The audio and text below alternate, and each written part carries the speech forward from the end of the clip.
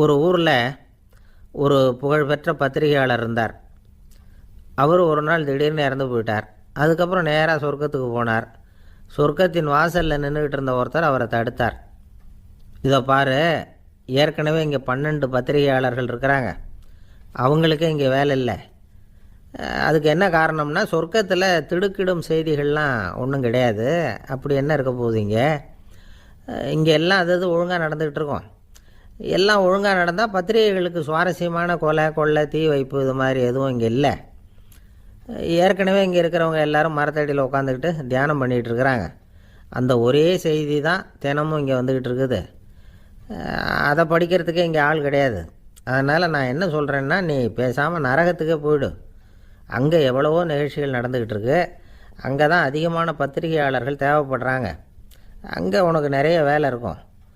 அதை செய்கிறதில்ல நீயும் மகிழ்ச்சியாக இருக்கலாம் அப்படின்னு சொன்னாராம். அங்கே அந்த சொர்க்கத்தின் வாசலில் நின்றுக்கிட்டு இருந்தவர்.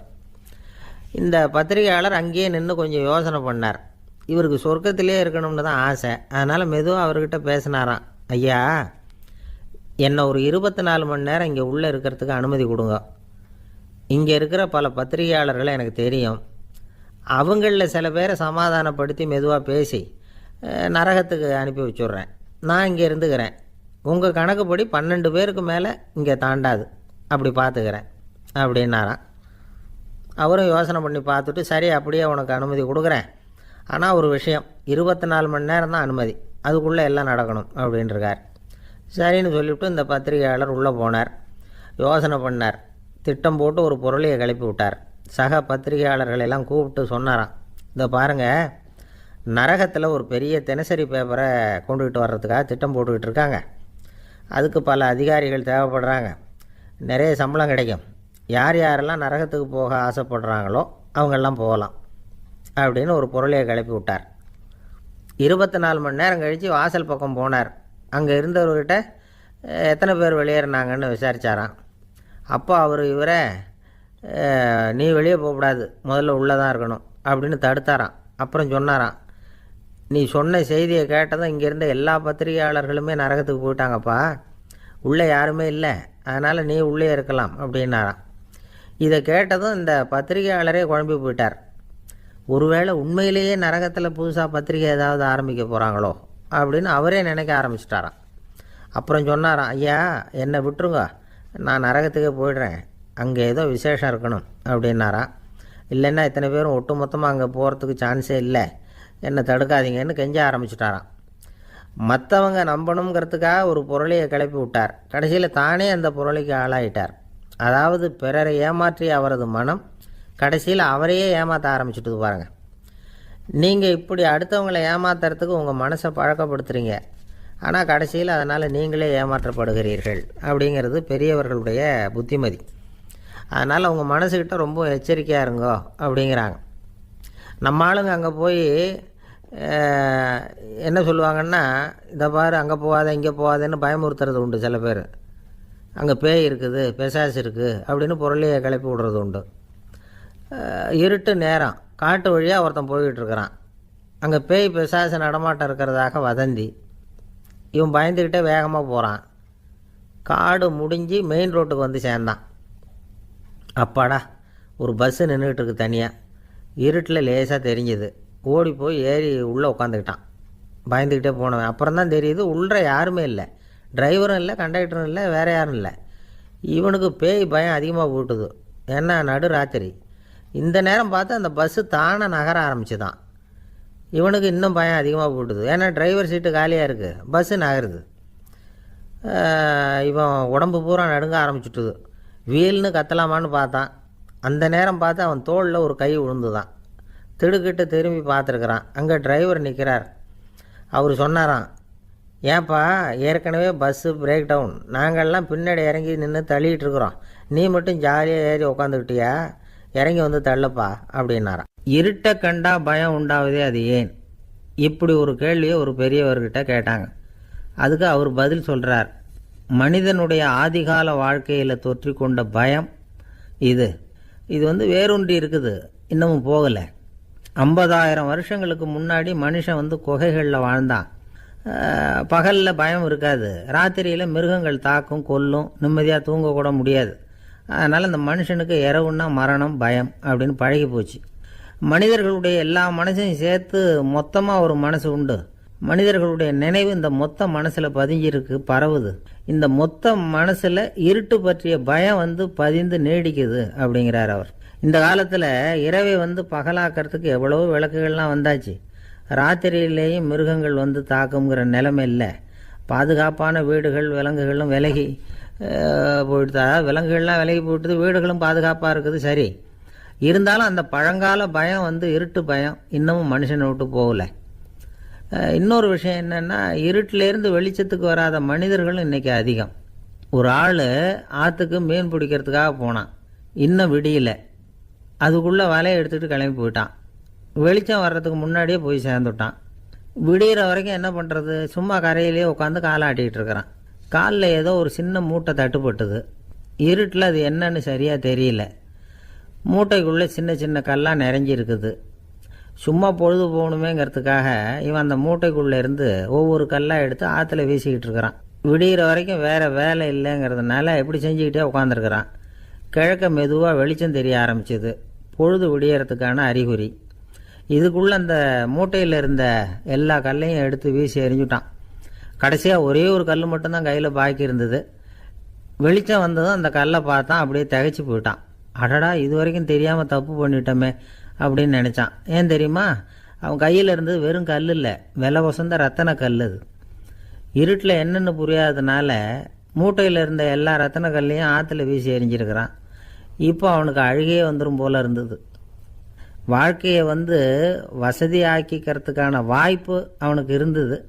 இருந்தாலும் இருட்டில் அதை இழந்துட்டான். அந்த வகையில் அவனுக்கு கொஞ்சம் அதிர்ஷ்டம் இருந்திருக்குது. அதாவது ஏதோ ஒரு வகையில் இருந்திருக்குது. அதனால தான் அந்த கடைசி கல்லை எரியறதுக்குள்ளே வெளிச்சம் வந்துட்டுது. பல பேருக்கு அந்த அளவு கூட அதிர்ஷ்டம் வர்றதில்லை. எல்லாத்தையும் வீசினதுக்கு அப்புறம் தான் வெளிச்சம் வரும். என்னென்னு விவரம் தெரியாமலே எழுந்திரிச்சு வந்துடுவாங்க. வாழ்க்கைங்கிறது ஒரு பெரிய புதையல். அதை புரிஞ்சிக்காமல் மனுஷன் அதை வீசி எரிஞ்சிக்கிட்டு இருக்கான் அப்படிங்கிறது தான் பெரியவங்க கருத்து. சில பேருக்கு புரிஞ்சுக்கிற நேரம் வரும், அதுக்குள்ளே வாழ்நாள்லாம் ஓடி போயிருக்கும். அதுக்கப்புறம் என்ன பண்ணுறது? நம்மால் ஒருத்தன் கையில் ஒரு சின்ன பையோடு வந்துக்கிட்டு இருந்தான்.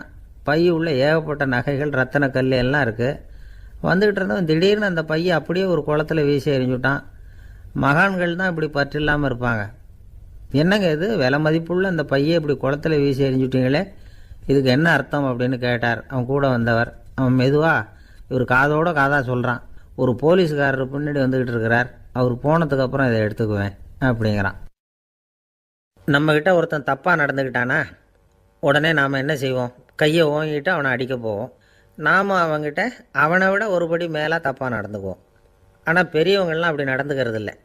இன்னா செய்தாரை ஒருத்தல் அவர் நாண நன்னயம் செய்து விடல் அப்படின்னு வள்ளுவர் சொல்லியிருக்கார் இல்லையா? அதுக்கு தகுந்த மாதிரி நடந்துக்குவாங்க. பாயசித் விஸ்தாமிங்கிறவர் ஒரு பெரிய ஞானி. அவர் ஒரு நாள் ராத்திரி ரொம்ப நேரம் மசூதியில் இருந்துட்டு வீட்டுக்கு திரும்பி வந்துக்கிட்டு இருக்கிறார். வழியில் ஒரு குடிகாரன், அவன் கையில் ஒரு இசைக்கருவி, அதை கண்ணாபின்னான்னு மீட்டிக்கிட்டு வாய்க்கு வந்தபடியே என்னத்தையோ பாட்டுன்னு நினச்சிக்கிட்டு பாடிக்கிட்டு அவன் பாட்டுக்கு கிடக்கிறான் வழியில். அதோடு இருந்தாலும் பரவாயில்ல, அந்த பக்கமாக வழியில் போகிறவங்க வர்றவங்களையெல்லாம் பார்த்து கண்ணாபின்னான்னு திட்டிக்கிட்டு இருக்கிறான், ரொம்ப வளர்க்குறான். பாயசித் பிஸ்தாமிங்கிற அந்த பெரியவர் அந்த வழியாக போகிறார். அவனை பார்க்குறார். அவனுடைய நிலைமையை பார்த்துட்டு பரிதாபப்படுறார். ஏன்ப்பா இது மாதிரிலாம் நடந்துக்கிற, இப்படி நடக்கலாமா அப்படின்னு ஏதோ கொஞ்சம் புத்திமதி சொல்கிறதுக்கு ஆரம்பித்தார். அவனுக்கு கோபம் வந்துட்டுது. கையில் வச்சுருந்த வாத்திய கருவி அதால் ஓங்கி அந்த பெரியவர் தலையில் ஒரு அடி கொடுத்தான். ரத்த காயம் ஏற்பட்டு போச்சு. அவன் கையில் இருந்த இசைக்கருவியும் அடித்த வேகத்தில் ரெண்டாக உடஞ்சி போச்சு. அவ்வளோ வேகமாக அடிச்சிருக்கான். இவ்வளோ தூரத்துக்கு நடந்து போச்சுல்ல. அந்த மாபெரும் ஞானி வாயை திறந்து ஒரு வார்த்தை கூட பேசலை. பேசாமல் தலையை பிடிச்சிக்கிட்டு அவர் பாட்டுக்கு போயிட்டார். மறுநாள் அந்த பெரியவர் என்ன பண்ணார் தெரியுமா? கொஞ்சம் இனிப்பு பண்டங்கள், கொஞ்சம் பணம், இது ரெண்டையும் ஒரு ஆள் மூலமாக அனுப்பி வச்சார் அந்த குடிகாரனுக்கு. அவனுக்கு ஒன்றும் புரியல. என்ன விவரம்னு விசாரித்தான். வந்த ஆள் ஒரு கடுதாசியை நீட்டினான். அதில் விவரம் இருந்தது. ஞானி எழுதியிருக்கிறார், இதை பார்ப்பா, உங்களுடைய இசைக்கருவி உடையறதுக்கு என்னுடைய தலை காரணமாக ஆயிட்டுது. அதுக்காக நான் ரொம்ப வருத்தப்படுறேன். அதுக்காக தான் பணம் அனுப்பி வச்சுருக்கேன். வேறு புதுசாக ஒரு இசைக்கருவி வாங்கிக்கோ. அப்புறம் இன்னொரு விஷயம், நேற்றுக்கு ராத்திரி என்கிட்ட ஏகப்பட்ட கசப்பான வார்த்தைகளை பேசினேன். இதோடு அனுப்பியிருக்கிற இனிப்பு பண்டங்களை சாப்பிட்டு உன்னுடைய நாவில் உள்ள கசப்பை மாற்றிக்கும் அப்படின்னு அதில் எழுதப்பட்டிருந்தது. இந்த சமயத்தில் அவன் குடி மயக்கத்தில் இல்லை, தெளிஞ்சு போயிருந்த நேரம் இது. அதனால் அதை படித்த உடனே அவனுக்கு ரொம்ப வெக்கமாக போச்சு. தலை குனிஞ்சான், யோசனை பண்ணான். கொஞ்ச நேரத்தில் தன்னுடைய நண்பர்கள் சில பேரையும் கூப்பிட்டுக்கிட்டு நேராக அந்த ஞானி இருக்கிற இடத்துக்கு ஓடினான். அவர் காலில் விழுந்தான், அவர்கிட்ட மன்னிப்பு கேட்டுக்கிட்டான். பெரியவங்களே தெரியாமல் நான் இந்த பாவ செயலை பண்ணிவிட்டேன், என்னை மன்னிச்சுங்க, உங்களுடைய பொறுமையும் போதனையும் என்னுடைய கண்ணை திறந்துட்டுது. இனிமேல் நானும் என்னுடைய நண்பர்களும் நல்ல வழியில் திருந்தி வாழ போகிறோம் அப்படின்னா. ஞானி செய்த நன்னயம் குடிகாரனை எப்படி திருத்திருக்கு பார்த்தீங்களா? இந்த கதையை கேட்டுவிட்டு ஒருத்தர் சொன்னார், என் வாழ்க்கையில் கூட அப்படி ஒரு சம்பவம் நடந்தது சார். நானும் ஒரு நாள் ராத்திரி ஓவராக குடிச்சிட்டு ஒரு கிட்டாரை வாசிச்சுக்கிட்டு கண்ணாபின்னான்னு உளறிக்கிட்டு திட்டிக்கிட்டு இருந்தேன். அந்த சமயம் அந்த வழியாக ஒருத்தர் வந்தார். ஓங்கி தலையில் ஒரே ஒரு அடி, ரத்தம் வந்துட்டுது. அதுக்கப்புறம் என் மனசு தெரிந்துவிட்டுது சார் அப்படின்னார். அப்படியா என்ன ஆச்சரியமா? ஆமாம் சார், அடி விழுந்தது அவர் தலையில் இல்லை, என் தலையில். வந்தவர் என்ன அப்படி அடிச்சுட்டார். மயக்கம் தெளிஞ்சதுக்கு அப்புறம்தான் எனக்கு விவரம் புரிஞ்சுது. அவர் ஒரு போலீஸ்காரர் அப்படின்னார் ரொம்ப சோகமாக. ஒரு ஊரில் ஒரு துறவி இருந்தார், புத்த சமய துறவி. அந்த ஊர் மன்னன் அவரை பற்றி கேள்விப்பட்டிருக்கான். ஒரு நாள் புறப்பட்டு போனான், துறவியின் பாதங்களை தொட்டு வணங்கினான்.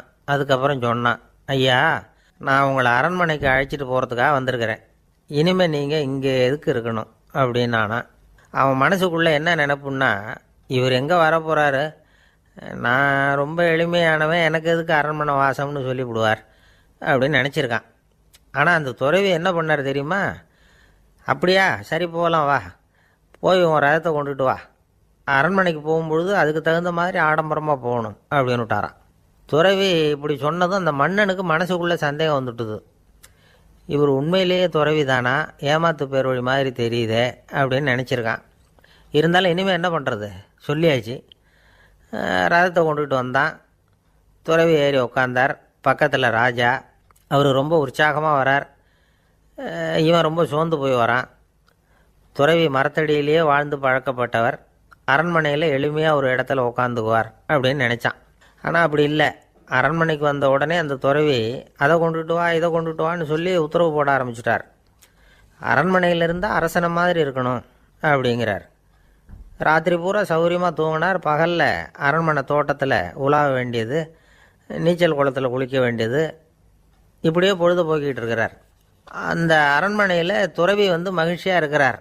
மன்னனால் அப்படி இருக்க முடியல. அவருக்கு எந்த கவலையும் இல்லை, இவனுக்கு அரசாங்க கவலைகள். துறவி அப்படி இருக்கிறத இவனால் தாங்கிக்க முடியல. ஒரு நாள் அவர்கிட்டயே போய், நான் உங்ககிட்ட கொஞ்சம் பேசணும்னு நானாம். துறவி பார்த்தார். நான் இந்த அரண்மனைக்கு வரும்பொழுதே நீ என்னமோ என்கிட்ட கேட்கணும்னு நினச்ச, ஏன் காலதாமதம்? நீ அனாவசியமாக உன்னையே தொந்தரவு பண்ணிகிட்டு இருக்கிற, நீ கவலையாக இருக்கேங்கிறது எனக்கு புரியுது. நான் மரத்தடியில் இருந்தப்போ கூட என்னை அடிக்கடி சந்திச்சுக்கிட்டு இருப்பேன், ஏதாவது விளக்கம் கேட்குறது உண்டு. இங்கே வந்த பிறகு என்னை சந்திக்கிறது கூட அபூர்வமாக போயிட்டுது. நீ இப்போ என்ன கேட்க போகிறேங்கிறது எனக்கு தெரியும், இருந்தாலும் கேள் அப்படின்னாராம். வேற ஒன்றும் இல்லைங்க, இப்போ உங்களுக்கும் எனக்கு என்ன வித்தியாசம்? 2 பேரும் அரண்மனையில் தான் இருக்கிறோம். நீங்கள் மகிழ்ச்சியாக இருக்கிறீங்க, நான் அப்படி இருக்க முடியல. இவ்வளவுக்கும் நீங்கள் முன்னாடி இருந்தது மாதிரி இல்லை. தினமும் தங்கத்தேர் கேட்குறீங்க, உயர்தரமான ஆடைகள் அணியிறீங்க, சுவையான சாப்பாடு. இப்படி இருக்கிறப்போ உங்களுக்கும் எனக்கு என்ன வித்தியாசம்? இதுதான் மன்னனுடைய கேள்வி. இதுக்கு பதில் சொல்கிறேன், என் கூட புறப்பட்டு வா, இந்த நகரத்துக்கு வெளியில் போவோம் அப்படின்னு சொல்லி அரசனை கூப்பிட்டுக்கிட்டு ஊர் எல்லைக்கு சேர்ந்தார் துறவி. அங்கே போய் சொன்னார், இதை பாருப்பா, இந்த இடத்த தான் தேடிக்கிட்டு இருந்தேன். இனிமேல் நான் திரும்பி வரப்போகிறதில்ல. நீ என்னோட வர்றியா, திரும்பி போறியா அப்படின்னார். நான் எப்படிங்க உங்கள் கூட வர முடியும்? என்னுடைய நாடு, என்னுடைய சொத்துக்கள், மனைவி, மக்கள் எல்லாத்தையும் விட்டுட்டு எப்படிங்க வர்றதுன்னா. இப்போ அந்த துறவி சொன்னார், இப்போ வித்தியாசத்தை தெரிஞ்சுக்கிட்டியா? நான் அரண்மனையில் இருந்தேன், எல்லா வித பொருள்களும் உடையவனாக இருந்தேன், ஆனால் எதையும் சொந்தம் கொண்டாடுறவனாக இருக்கல. ஆனால் நீ அப்படி இல்லை, எல்லாத்தையும் சொந்தம் கொண்டாடிக்கிட்டு இருக்கிற. இதுதான் நமக்குள்ள வித்தியாசம் அப்படின்னு சொன்னார். அரண்மனை ஆடைகளை அப்படியே களைஞ்சார், அரசங்கிட்ட கொடுத்தார். உன்னுடைய ஆடைகளை நீயே வச்சுக்கோன்னார். அவர் பாட்டுக்கு நடந்து போனார், திரும்பியே பார்க்கல. அரசனுக்கு அப்போ தான் தன்னுடைய அறியாமை விளங்குச்சான். இதிலேருந்து நாம் புரிஞ்சிக்க வேண்டியது என்னென்னா, இந்த உலகத்தில் எத்தனையோ பொருள்கள், அதையெல்லாம் முறையாக பயன்படுத்தினா மகிழ்ச்சி. அதை விட்டுட்டு அதுக்கெல்லாம் சொந்தம் கொண்டாட ஆரம்பித்தா கவலை. நம்ம ஆட்கள் சொந்தம் கொண்டாடுற விதமே தனி. ஒரு ஆள் இன்னொருத்தங்கிட்ட ஒரு கொடை கடன் வாங்கியிருந்தான், திருப்பி கொடுக்கல.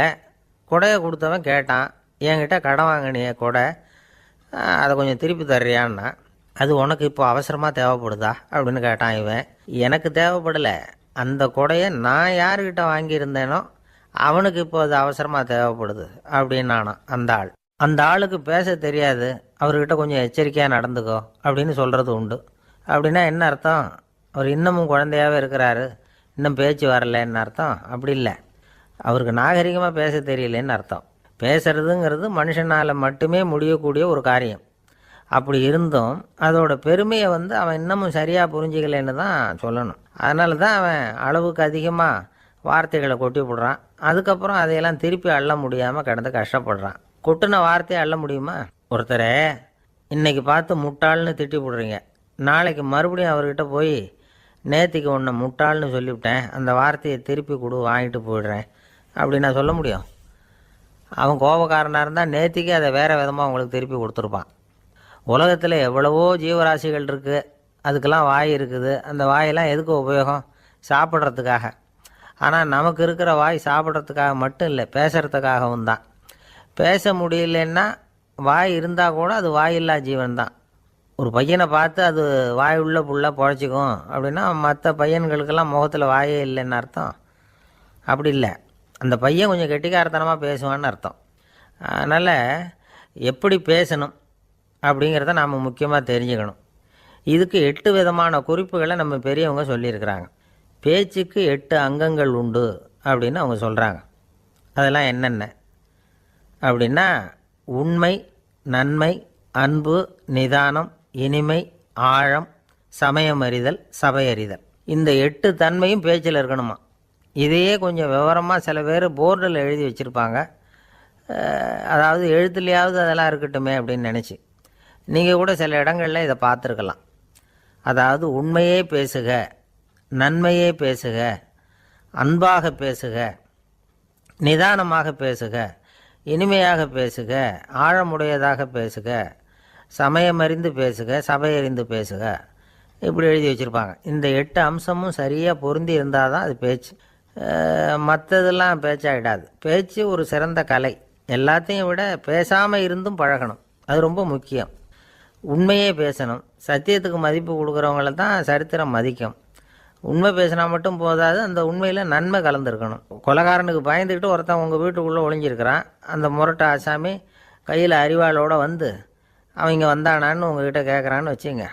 உண்மை தான் உயர்வு தரும் அப்படின்னு நினச்சிக்கிட்டு, ஆமாம் உள்ளே தான் இருக்கிறான், அடுப்பங்கரையில் குதிருக்கு பின்னாடி உட்காந்துருக்கிறான், போய் பிடிச்சிட்டு போங்க அப்படின்னு நான் சொல்லுவீங்க? அது நன்மை இல்லாத உண்மை. அதனால் பிரயோஜனம் கிடையாது. அதே மாதிரி உங்கள் பேச்சில் அன்பு இருக்கணும், நிதானம் இருக்கணும், இனிமை இருக்கணும், சிந்தித்து பேசணும். சமயம் அறிந்து பேசுகிறதும் முக்கியம். அதை பற்றி நமக்கு வேறு யாரும் சொல்லிக் கொடுக்க வேண்டியதில்லை. எந்த நேரத்தில் யாருக்கிட்ட எப்படி பேசினா காரியம் நடக்கும் அப்படிங்கிறது நமக்கு நல்லா தெரியும். அது கைவந்த கலை. அவையறிந்து பேசுகிற திறமை பேச்சாளர்களுக்கு ரொம்ப அவசியம். அது இல்லைன்னா நிலைமை பரிதாபமாகிடும். ஒரு பேச்சாளர் ரொம்ப மும்முரமாக பேசிக்கிட்டே இருந்தாராம். ரொம்ப நேரம் நிறுத்தவே இல்லை, பேசிக்கிட்டே இருக்கிறார். சபையில் இருந்தவங்கெல்லாம் ஒவ்வொருத்தராக எழுந்திரிச்சு போய்கிட்டே இருக்கிறாங்க. கடைசியில் 2 பேர் தான் அக்கறையாக பேசுகிறவரை கவனிச்சிக்கிட்டு உட்காந்துருந்தாங்களாம். மேடையில் பேசிக்கிட்டு இருந்தவர் அவங்கள பார்த்து சொன்னாராம், எனக்கு கூட்டம் முக்கியம் இல்லை, எவ்வளவு பேர் என் பேச்சை கேட்குறாங்க அப்படிங்கிறது முக்கியம் இல்லை. நீங்கள் 2 பேராவது ஊக்கமாக என்னை கவனிச்சிக்கிட்டு உட்காந்துருக்குறீங்க, அது போதும். உங்களுக்காகவே நான் பேசிக்கிட்டு இருக்கிறேன் அப்படின்னார். இதை கேட்டதும் உட்காந்துருந்த 2 பேரில் ஒருத்தர் எழுந்திரிச்சு, அப்படி இல்லைங்க, நாங்கள் 2 பேரும் நீங்கள் பேசி முடித்த உடனே தொடர்ந்து பேச வேண்டிய ஆளுங்க, அதுக்காக தான் காத்துக்கிட்டு இருக்கிறோம், சீக்கிரம் முடிங்க அப்படின்னாங்களாம். இன்பம் துன்பம் இது 2ம் சேர்ந்தது தான் வாழ்க்கை. இது எல்லாரும் சொல்லிகிட்டு இருக்கிற ஒரு உண்மை. அது சரி, இது 2ம் வர்றதுக்கு என்ன காரணம்? துறவி ஒருத்தர் யோசித்து பார்த்துருக்கார். இன்ப துன்பம் தோன்றுவதற்கு முக்கியமாக 6 காரணங்கள் உண்டு அப்படிங்கிறார் அவர். அது என்னங்கிறத நாமளும் தெரிஞ்சு வச்சுக்குவோமே. இப்போ முதல் காரணம் சுயநலம். ஒரு தாயார் தன்னுடைய சுயநலம் கருதி தன்னுடைய மகன் இன்பமாக இருக்கணும்னு ஆசைப்படுறாங்க. மகனும் அப்படியே ஆசைப்படுறான். அதனால் தாயாரின் இன்ப துன்பங்களை பார்த்துட்டு மகனும் இன்ப துன்பம் அடையிறான். அந்த அம்மாவுக்கும் அதே நிலைமை தான். ரெண்டாவது காரணம் உறவு. நான் துறவியான பிறகு கூட உறவுங்கிற காரணத்தினால தான் தாயாருடைய சுக துக்கங்களை கண்டு நானும் சுக துக்கம் அடைகிறேன். என் தாயாருடைய நிலைமையும் இதுதான் அப்படிங்கிறார் ஒரு துறவி. மூணாவது காரணம் என்னென்னா அறிமுகம்.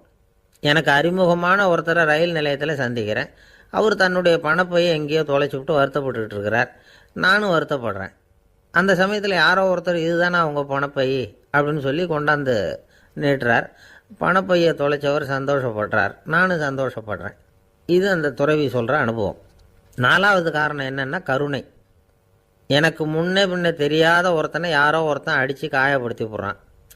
கருணை காரணமாக நான் அதுக்காக துக்கப்படுறேன். அஞ்சாவது காரணம் எதையும் நம்புறது.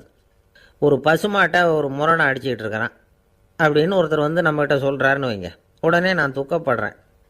இன்னொருத்தர் வந்து அந்த முரணனை போலீஸ்காரங்க பிடிச்சிட்டு போயிட்டாங்கன்னு சொல்லி சொல்கிறார், நான் உடனே சந்தோஷப்படுறேன். மூணாவதாக ஒருத்தர் வந்து முதல் 2 பேரும் சொன்னது பொய்யுங்கிறார். அப்போ நான் இன்ப துன்பம் ரெண்டுமே இல்லாமல் நிம்மதியாக இருக்கிறேன். இது ஒரு விதம்.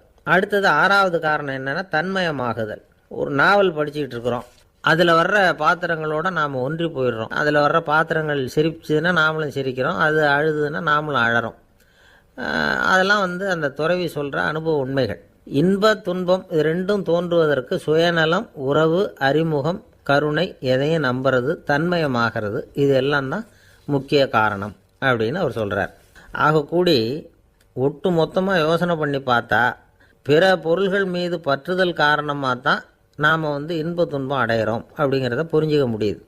மனுஷன் வந்து இன்ப துன்பம் அடையிறதுக்கு 7வது காரணம் கூட ஒன்று உண்டு அப்படின்னு சொல்லிகிட்டே வந்தார் ஒருத்தர். அது என்ன அப்படின்னு கேட்டோம். அதுதான் சார் இந்த நீங்கள் சொல்லிட்டு வர்ற இன்று ஒரு தகவல்னார். எப்படி சொல்கிறீங்கன்னு கேட்டோம். இன்று ஒரு தகவல் கேட்க ஆரம்பிக்கிறப்போ மனசில் இன்பம், ஆரம்பித்த உடனே இது ஏற்கனவே கேட்ட சமாச்சாரமாச்சே அப்படின்னு நினைக்கிறப்போ துன்பம் அப்படின்னு அதுக்கு ஒரு விளக்கம் கொடுத்தார் அவர். கடற்கரை ஓரமாக ஒரு பெரியவர் கையால் மணலை கீறிக்கிட்டே உட்காந்துருக்கிறார். என்னத்தையும் தேடிட்டு இருக்கிறது மாதிரி தெரிஞ்சுது. மெதுவாக கிட்டத்தில் போய் என்னத்தை தேடிட்டு இருக்கிறீங்க அப்படின்னு கேட்டோம். அவர் சாவகாசமாக நிமிர்ந்து பார்த்து நிம்மதியை தேடிட்டு இருக்கிறேன்னார். நாங்கள் ஒரு மாதிரி ஆகிட்டோம். இருந்தாலும் சமாளிச்சுக்கிட்டு, சார் மணலில் வந்து கிழிஞ்சல் தான் கிடைக்கும், நிம்மதி கிடைக்காது அப்படின்னோம். சரி, இன்றைக்கி வசமாக நம்மகிட்ட ஒரு ஆள் மாட்டிக்கிட்டார் அப்படின்னு நினச்சி அவர் பக்கமாக போய் உட்காந்துக்கிட்டு கதை சொல்ல ஆரம்பிச்சிட்டோம். ஒரு பெரிய மன்னர் இருந்தார். அவருக்கு எல்லா வசதியும் இருந்தது. இருந்தாலும் ஒரே ஒரு குறை. அது என்னென்னா நிம்மதி இல்லைங்கிற குறை. அரண்மனையில் தினமும் கலை நிகழ்ச்சி, நாட்டியம் எல்லாம் நடந்துக்கிட்டு தான் இருந்தது. இருந்தாலும் நிம்மதி இல்லை. சரி, நிம்மதி எங்கே கிடைக்கும் அப்படின்னு தேட ஆரம்பித்தார். உடனே அதுக்கான முயற்சிகளில் தீவிரமாக இறங்கினார். நாட்டில் உள்ள தத்துவ மேதைகளெல்லாம் கூப்பிட்டுக்கிட்டு வர சொன்னார். எல்லாரும் வந்து சேர்ந்தாங்க.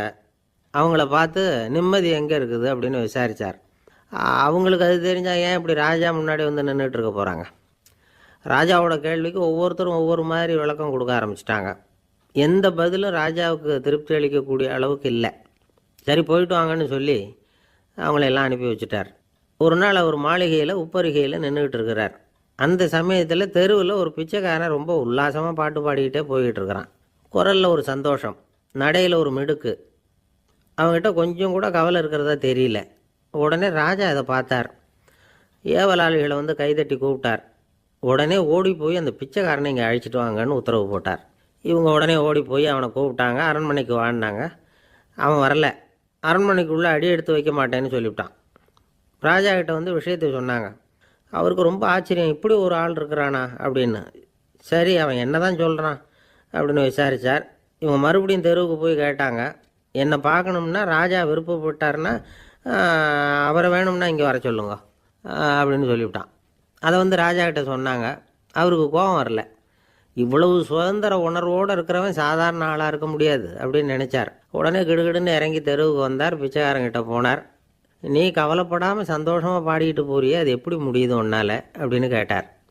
ஏன் அப்படி கேட்குறீங்கன்னு அவன், அதுக்கு இல்லை, எனக்கு அரண்மனையில் எவ்வளவோ சுகபோகங்கள்லாம் இருக்குது, இருந்தாலும் நிம்மதி இல்லை. இது ஏன்னு எனக்கு தெரியல. இந்த தேசத்தில் உள்ள அறிஞர்களை எல்லாம் கூப்பிட்டு கேட்டு பார்த்துட்டேன், அவங்களுக்கும் தெரியல. உன்னை கேட்டால் தெரியும்னு நினச்சேன், அதனால தான் சந்திக்கிறதுக்கு ஆசைப்பட்டேன். ஆனால் நீ வரமாட்டேன்னு விட்டியே அப்படின்னார். பிச்சைக்காரன் கடகடன்னு சிரிக்க ஆரம்பிச்சிட்டான். மகிழ்ச்சிக்கும் உங்களுக்கும் தடையாக இருக்கிறது இந்த மாளிகை தான். இதை விட்டுட்டு வெளியில் வந்துட்டா நிம்மதி தேடிட்டு வந்துடும்னா. நான் அரசன், எனக்குன்னு கடமைகள் இருக்குது, அதையெல்லாம் விட்டுட்டு எப்படி வர முடியும்னார் ராஜா.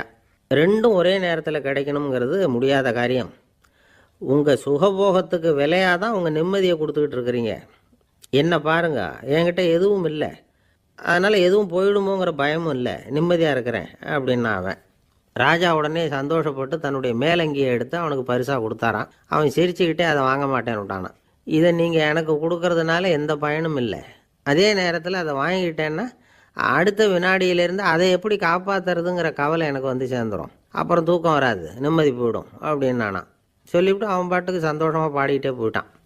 நிம்மதி எங்கே இருக்குங்கிறதையும் ராஜா தெரிஞ்சுக்கிட்டார். அந்த இடத்துக்கு தன்னால் போக முடியாதுங்கிறதையும் அவர் புரிஞ்சுக்கிட்டார். இப்படி இந்த கதையை அந்த கடற்கரையில் மணலை கீறிக்கிட்டே உட்காந்துருந்தார அந்த பெரியவர்கிட்ட சொல்லி முடித்தோம். அவர் முகத்தில் ஒரு தெளிவு தெரிஞ்சுது. எங்களை நிமிர்ந்து பார்த்தார். ரொம்ப நன்றிங்க, இப்போ எனக்கு தெரிஞ்சு போச்சு, நிம்மதி வேணும்னா அதுக்கு என்ன பண்ணணும்னு இப்போ நல்லா புரிஞ்சுக்கிட்டேன் அப்படின்னார். என்ன புரிஞ்சுக்கிட்டீங்கன்னு கேட்டோம். இனிமேல் இந்த பக்கம் வந்தால் உங்கள் கண்ணில் படாத இடமா பார்த்து உட்காரணும்னு புரிஞ்சுக்கிட்டேன் அப்படின்னார். இன்றைக்கு பல பேர் உயில் எழுதி வைக்கிறாங்கல்ல. இந்த உயில்னா என்ன? அதாவது ஒரு நபர் தனக்கு பின்னாடி தன்னுடைய சொத்துக்கள் யாருக்கு போய் சேரணும்னு நினைக்கிறாரோ அந்த நினைப்பை சட்டப்படி உறுதிப்படுத்துறது தான் உயில். சரி, உயிலை யார் எழுதலாம்? 18 வயசு பூர்த்தியான யாரும் உயில் மூலமாக சொத்துக்களை விநியோகிக்கலாம்.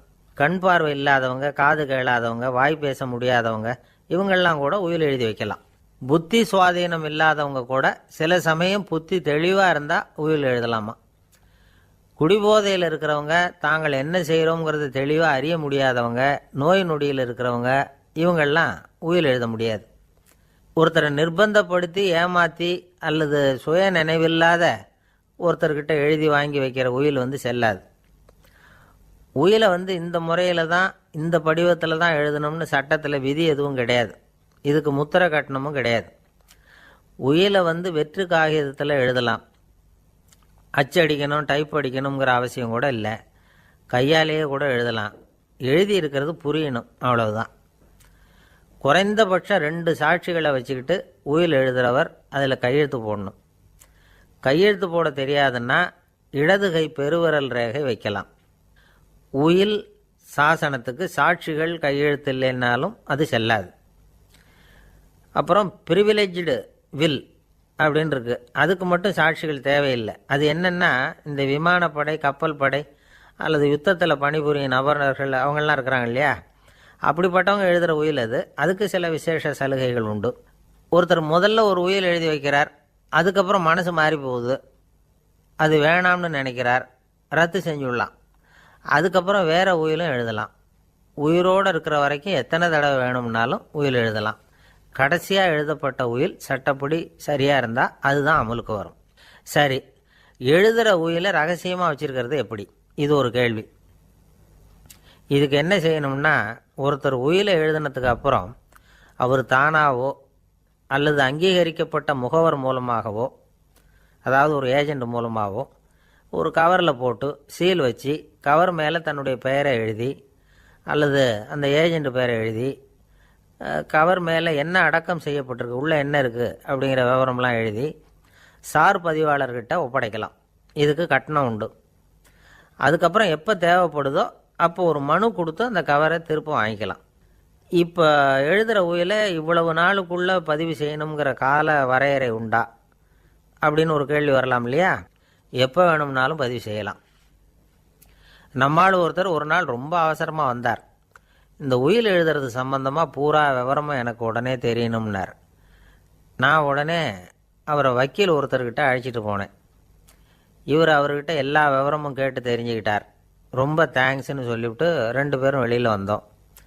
அதுக்கப்புறம் இவர்கிட்ட கேட்டேன், ஆமாம் இவ்வளவு விவரமாக கேட்குறீங்களே, உங்களுக்கு எத்தனை பிள்ளைங்க சார் அப்படின்னு கேட்டேன். 6 பேர் சார் அப்படின்னார். சரி, இருக்கிற சொத்து எவ்வளவுன்னு கேட்டேன். அதை இனிமே தான் சம்பாதிக்க போகிறேன் அப்படின்னார். வயிறு பசிக்குதேங்கிறது சிலரோட கவலை, வயிறு பசிக்க மாட்டேங்குதே அப்படிங்கிறது சில பேரோட கவலை. 2 விதமான கவலைக்கும் வயிறு தான் காரணமாக இருக்குது. வயிறு பசிச்சதுன்னா அது இயற்கை, வயிறு பசிக்கலைன்னா அது வியாதி. ஆனால் பசியையும் நாம் பசிப்பிணி அப்படின்னு தான் சொல்லுவோம். என்ன காரணம்? வியாதியை போக்க வேண்டியது எவ்வளவு முக்கியமோ அதை விட முக்கியம் பசியை போக்க வேண்டியது. ஒரு சமுதாயத்தில் பசிப்பிணியே இருக்கக்கூடாது. அதுதான் நல்ல சமுதாயம். பசியை போக்கணும்னா சாப்பாடு போடணும், பசியின்மையை போக்கணும்னா வைத்தியம்தான் பண்ணணும். இது சம்பந்தமாக எவ்வளவோ ஆராய்ச்சிகள் நடக்குது, நிறைய மருந்து கண்டுபிடிச்சிருக்கிறாங்க. நம்ம உடம்பில் பசியை தூண்டக்கூடிய பகுதி எது, இதை முதல்ல தெரிஞ்சுக்கணும் இல்லையா? நாம் சாப்பிட்ற ஆகாரம் செரிக்கிறதுக்கு எது காரணம் தெரியுமா? நம்ம மூளையோட பின்பகுதி தான் அதுக்கு காரணமாக இருக்குதாம். மூளையின் பின்பகுதியில் நரம்பு செல்களால் ஆன 2 வகையான ஆரக்சின்கள் தான் பசியை உண்டாக்குது அப்படின்னு கண்டுபிடிச்சிருக்கிறாங்க. 2 ஆய்வாளர்கள் இதை கண்டுபிடிச்சிருக்காங்க. அவங்க 2 பேரும் டெக்சாஸ் பல்கலைக்கழகத்தில் ஹார்வர்டு ஹக்ஸ் மருத்துவ கல்வி நிலையத்தில் பணிபுரிகிறவங்களாம். உண்பது தேவைங்கிறது உணரப்படும் போது மூளையின் அந்த குறிப்பிட்ட பகுதி ஆரக்சின் அப்படிங்கிற ஹார்மோன்களை சுரக்கும். அது பசி உணர்வை தூண்டும் அப்படிங்கிறது தான் அந்த ஆய்வாளர்களின் கண்டுபிடிப்பு. இந்த ஆரக்சின் வேறு சில உயிரினங்கள்லேயும் உண்டு. இப்போ எலிகளில் கூட இது இருக்குது. அதனால் எலிகளை வச்சு இது சம்பந்தமாக ஆராய்ச்சி பண்ணாங்க. எலிகள் உடம்பில் ஆரக்சினை செலுத்தி பார்த்தாங்க. உடனே என்னாச்சு தெரியுமா? அந்த எலியெல்லாம் பசியால் துடிக்க ஆரம்பிச்சுட்டுது. எதையாவது தின்னு பசியை தீர்த்தா போதுங்கிற அளவுக்கு அந்த எலிகள்லாம் அல்லாட ஆரம்பிச்சுட்டுது. இயல்பாக சாதாரணமாக அந்த எலிகள் எவ்வளவு சாப்பிடுமோ அது மாதிரி 8 முதல் 10 மடங்கு அதிகமான ஆகாரத்தை 1 மணி நேரத்துக்குள்ளே சாப்பிட்டு தீர்த்துட்டு தான். சில எலிகளின் மூளையில் இந்த ஆரக்சின் அளவை கட்டுப்படுத்தி பார்த்துருக்குறாங்க. உடனே என்னாச்சு தெரியுமா? அதெல்லாம் சாப்பாட்டை கண்டால் முகத்தை திருப்பிட்டு போக ஆரம்பிச்சுட்டு தான். அந்த எலிகளுக்கு பசி எடுக்கலையாம். இந்த ஆராய்ச்சியின் அடிப்படையில் பசியை எடுக்காமல் இருக்கிற மனிதர்களுக்கும் பசியை தூண்ட முடியும் அப்படின்னு சொல்லி ஆராய்ச்சியாளர்கள் தெரிவிச்சிருக்கிறாங்க. ஆக ஆரக்சின் தான் பசிக்கு காரணம்ங்கிறது தெரிஞ்சு போச்சு. சரி, இந்த ஆரக்சின் அப்படின்னா என்ன? அது ஒரு கிரேக்க சொல். அதுக்கு பசின்னு அர்த்தம். நம்ம ஆளுங்களுக்கெல்லாம் பசியை தூண்டுறதுக்கு மருந்து தேவையில்லை, பசியை குறைக்கிறதுக்கு தான் மருந்து தேவை. ஒரு அம்மா டாக்டரை தேடி வந்தாங்களாம். டாக்டர், எங்கள் வீட்டுக்காரருக்கு திடீர்னு அகோர பசி, நிறைய சமைச்சு போடுறேன், அவ்வளவையும் சாப்பிட்டுட்டு கீழே கிடக்கிற குப்பை கூலங்களையும் எடுத்து சாப்பிட ஆரம்பிச்சுட்றார், என்னன்னு கவனித்து பாருங்கள் அப்படின்னாங்களாம். எவ்வளோ நாளாக அப்படி இருக்குதுன்னு கேட்டிருக்காரு டாக்டர். 1 வாரமாக அப்படி இருக்குதுன்னாங்களாம். இவ்வளவு நாளாக ஏன் சும்மா இருந்தீங்க? ஆரம்பத்திலே இங்கே அழைச்சிட்டு வர வேண்டியது தானே அப்படின்னாரான் டாக்டர். அது ஒன்றும் இல்லை டாக்டர், வீடு பூரா சுத்தமாகட்டுமேன்னு பார்த்துக்கிட்டு இருந்தேன் அப்படின்னாங்களாம் அந்த அம்மா. உங்கள் மேலே எனக்கு அளவு கடந்த அன்பு அப்படின்னு யாராவது சொன்னால் அதை அலட்சியமாக நினச்சிடக்கூடாது. அது கொஞ்சம் சீரியஸான விஷயம். அளவுக்கு மிஞ்சினா எதுவுமே இடைஞ்சல் தானே. அன்பும் அப்படி தான். அன்பு அதிகமாக இருந்தால் அது எப்படி கெடுதல் பண்ணும் அப்படிங்கிற சந்தேகம் உங்களுக்கு வரலாம். தசரதன் கதை என்னாச்சு? கைகேயி மேலே வச்ச அளவு கடந்த அன்பு ராமன் காட்டுக்கு போகிறாப்புல ஆகிட்டுதில்ல. தசரதன் எப்பேற்பட்ட அரசன்? விஸ்வாமித்திரர் சொல்கிறார், என்ன மாதிரி முனிவர்களுக்கும் தேவர்களுக்கும் ஏதாவது கஷ்டம் வந்தால் முதல்ல முருகன்கிட்ட போவோம், அப்புறம் பரமசிவனை போய் பார்ப்போம், அதுக்கப்புறம் திருமால்கிட்ட போவோம், அப்புறம் பிரம்மன் இந்திரன் இவங்களெல்லாம் போய் பார்ப்போம், இவங்களாலையெல்லாம் முடியலன்னா கடைசியில் அயோத்திக்கு வருவோங்கிறார். உன்னை விட்டால் வேற கதி உண்டோ அப்படின்னு தசரதனை பார்த்து விஸ்வாமித்திரரே சொல்கிறார். அப்பேற்பட்ட அரசன் தசரதன் கைகேயி காலில் விழறான். உன் பாதங்களை தொட்டு கெஞ்சி கேட்டுக்கிறேன், ராமனை காட்டுக்கு அனுப்பாதேங்கிறான். தசரதனுடைய இந்த நிலைமைக்கு என்ன காரணம்? அவன் கைகேயி மேலே வச்ச அளவு கடந்த அன்பு தான் காரணம். இப்போ சொல்லுங்கள், அன்பாக இருந்தாலும் அது அளவுக்கு மீறி போனால் கெடுதல் பண்ணுமா பண்ணாதா? அது மட்டும் இல்லை, அளவு கடந்த அன்பு நீதிக்கும் நியாயத்துக்கும் புறம்பான காரியங்களையும் செய்ய வச்சிரும். தசரதன் மிகச்சிறந்த நீதிமான், தர்மத்துக்கு விரோதமாக ஒரு காரியமும் செய்யாதவன். அப்பேற்பட்டவன் தன்னுடைய மனைவியை பார்த்து என்ன சொல்கிறான் தெரியுமா? உனக்காக நான் என்ன செய்யணும்னு சொல்லி செய்கிறேன், ஒரு குற்றமும் செய்யாத ஒருத்தனை கொல்லணுமா கொல்றேன், மரண தண்டனை விதிக்கப்பட்ட ஒருத்தனை விடுதலை செய்ய சொல்கிறியா செய்கிறேன், எந்த பிச்சைக்காரனையாவது கோடீஸ்வரனாக சொல்கிறியா ஆக்கிறேன், அல்லது கோடீஸ்வரனை பிச்சைக்காரன் ஆக்கணுமா ஆக்கிறேன் அப்படிங்கிறான். நீதிக்கு விரோதமான இந்த பாவங்களை செய்யறதுக்கு அப்பேற்பட்ட அரசன் எப்படி துணிஞ்சான்? மனைவி பேரில் வச்ச அளவு கடந்த அன்பு தான் காரணம். திரிசூலம், வஜ்ராயுதம், வாள் இதுகளால் தாக்கப்பட்டால் கூட அதையெல்லாம் கொஞ்சம் கூட லட்சியம் பண்ணாத ஒருத்தன் காமதேவனுடைய மலர் அம்புகள் தாக்குனா அதை அவனால் தாக்கு பிடிக்க முடியல, விழுந்துடுறான். காமதேவனுக்குள்ள மகிமையே அதுதாங்கிறார் துளசிதாசர். அதனால தான் பெரியவங்கள்லாம் என்ன சொல்கிறாங்கன்னா, எதையும் அளவுக்கு மீறி செய்யாதேங்கிறாங்க. அப்பா அம்மா மனைவி மக்கள் எல்லார் பேர்லேயும் அன்பு அவசியம்தான். ஆனால் அந்த அன்பு அறிவுக்கு புறம்பாக இருக்கக்கூடாது, அளவுக்கு மீறி இருக்கக்கூடாது. அப்போ தான் வாழ்க்கை சுகமாக இருக்கும், இல்லைன்னா அவஸ்தை தான். அளவுக்கு மீறின அன்புங்கிறது புரியுது, அது சரி. அறிவுக்கு புறம்பான அன்புங்கிறது எப்படி? ஒரு தாய்க்கு ஜலதோஷம் அல்லது ஏதோ ஒரு தொற்று நோயின்னு வச்சுங்களேன். அந்த அம்மாவுக்கு தன்னுடைய குழந்தை பேரில் அளவு கடந்த அன்பு. தனக்கு நோய் இருக்குது, அது அடுத்தவங்களுக்கு தொற்றக்கூடியது அப்படின்னு தெரிஞ்சிருந்தோம் அன்பை காட்டுறதுக்காக அந்த குழந்தைக்கு முத்தம் கொடுக்குறேன்னு தூக்கி வச்சுக்கிட்டு கொஞ்சம் ஆரம்பிச்சதுன்னு வச்சுக்கோங்க, அது நல்லா இருக்குமா? இதுதான் அறிவுக்கு புறம்பான அன்புங்கிறது. அது மாதிரி விலங்குகள்கிட்ட அன்பாயிருன்னு சொல்கிறோம். அதுக்காக புலிக்கு முத்தம் கொடுக்க முடியுமா? அப்படி கொடுத்தா அது அறிவுக்கு புறம்பான அன்பு. அதனால் அன்பு கூட அறிவுபூர்வமாக இருக்கணும் அப்படிங்கிறத இன்றைக்கி தகவல் மூலமாக நாம் புரிஞ்சுக்கணும். இந்த காலத்து காதலன் தன்னுடைய காதலிகிட்ட சொன்னானாம், இதை பாரு, உன் பேரில் எனக்கு அளவு கடந்த அன்பு, உனக்காக என்ன செய்யணும் சொல்லு செய்கிறேன், நெருப்பில் நடக்கணுமா நடக்கிறேன், நீரில் குதிக்கணுமா குதிக்கிறேன், உயிரையே கொடுக்கணுமா கொடுக்குறேன் அப்படின்னா. சரி, வர்றேன் ஞாயிற்றுக்கிழமை சாயந்தரம் 6 மணிக்கு இதே இடத்துக்கு வாங்க அப்படின்னுது அந்த பொண்ணு. இவன் கொஞ்சம் யோசனை பண்ணி பார்த்துட்டு, அன்னைக்கு மழை பெய்யாமல் இருந்தால் வந்துடுறேன் அப்படின்னானா. இந்த உலகத்தில் மனுஷன் எவ்வளவோ தவறுகள் செய்கிறான். அதுக்கெல்லாம் என்ன காரணம்? அதை பற்றின ஆராய்ச்சி தான் இன்றைக்கி. இதுக்கு ஆராய்ச்சி என்னத்துக்கு, அது தெரிஞ்ச விஷயம் தானே அப்படின்னு நீங்கள் நினைக்கலாம். ஆனால் அப்படி அலட்சியமாக இந்த விஷயத்தை விட்டுறக்கூடாது. பொதுவாக எல்லோரும் நினைக்கலாம், எது சரி எது தவறு அப்படின்னு தெரியாததுனால தான் மனுஷன் தப்பு பண்ணுறான் அப்படின்னு. ஆனால் அப்படி சொல்லிட முடியாது. மனுஷன் தெரிஞ்சே தான் தவறுகள் பண்ணுறான். இப்போ உதாரணத்துக்கு, ஒரு சாலையில் இடது பக்கம் போக வேண்டிய ஒருத்தர் நடுக்கோட்டை தாண்டி வலது பக்கமாக வண்டியை ஓட்டிகிட்டு போகிறாருன்னு வச்சுக்கோங்க. என்னப்பா இது தப்பு இல்லையா அப்படின்னு அவர்கிட்ட கேட்டால், அதெல்லாம் எனக்கு தெரியும், நீ உன் வேலையை பார்த்துட்டு போ அப்படிம்பார். வலது பக்கமாக போகிறது தப்புன்னு தெரிஞ்சே தான் அவர் அப்படி செய்கிறார், அப்படி போகிறார். பெரிய உத்தியோகத்தில் இருக்கிறவங்க கூட லஞ்சம் வாங்குறாங்க. அவங்களுக்கெல்லாம் லஞ்சம் வாங்குறது தப்புன்னு தெரியலன்னு அர்த்தம்? திருடுறது தப்புன்னு தெரியாமலாம் மனுஷன் திருடுறான்? நல்லாவே தெரியும். நீங்கள் வேணும்னா கேட்டு பாருங்கள், வேறு வழி இல்லை அதனால தான் திருடுறேன்பா. திருடுறது ஒரு புண்ணியமான காரியம்னு திருடனே கூட சொல்ல மாட்டான்.